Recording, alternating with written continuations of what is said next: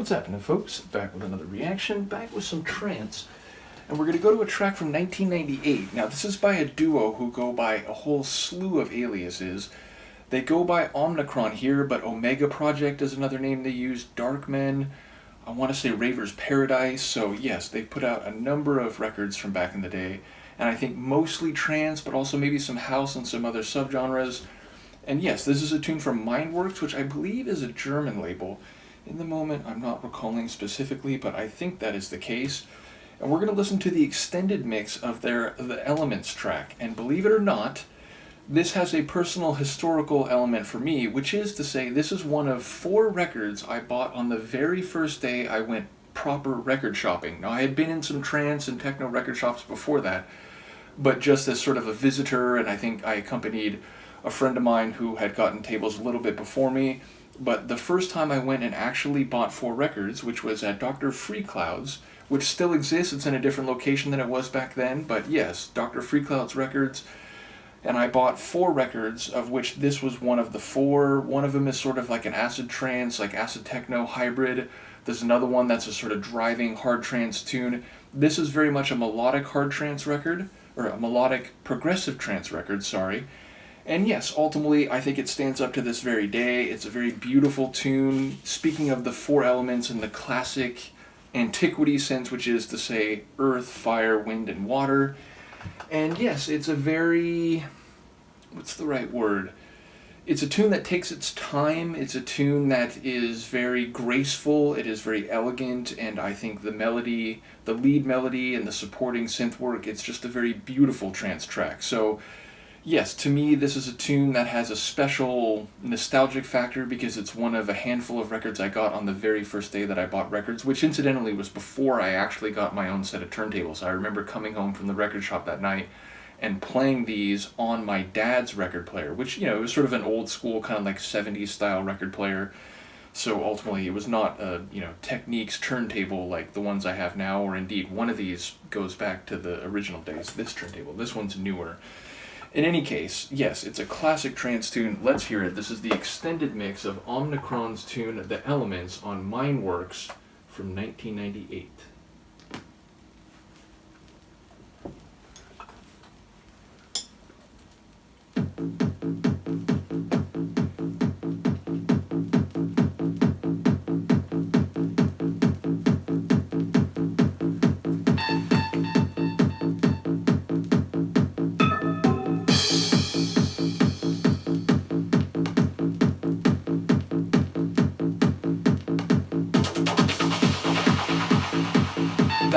There's lots of little touches, as you can hear, but that sort of sweeping, almost like cloud type sound, it's one of the defining features of this track.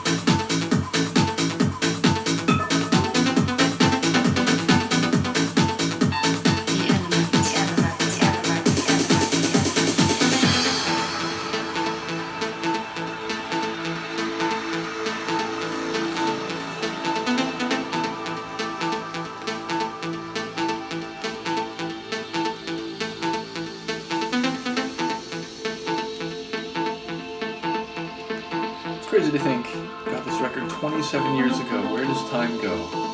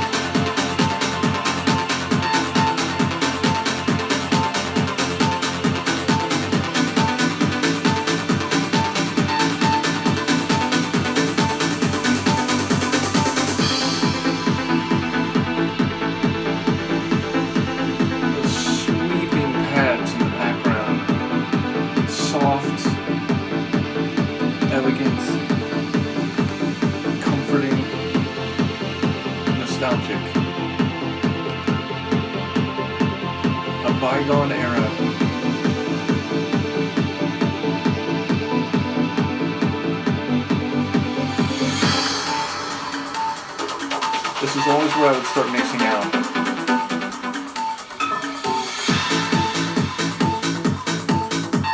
But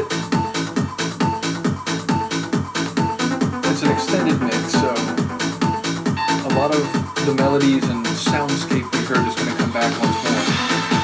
But typically, back in the day, this is when I would start mixing into a new track.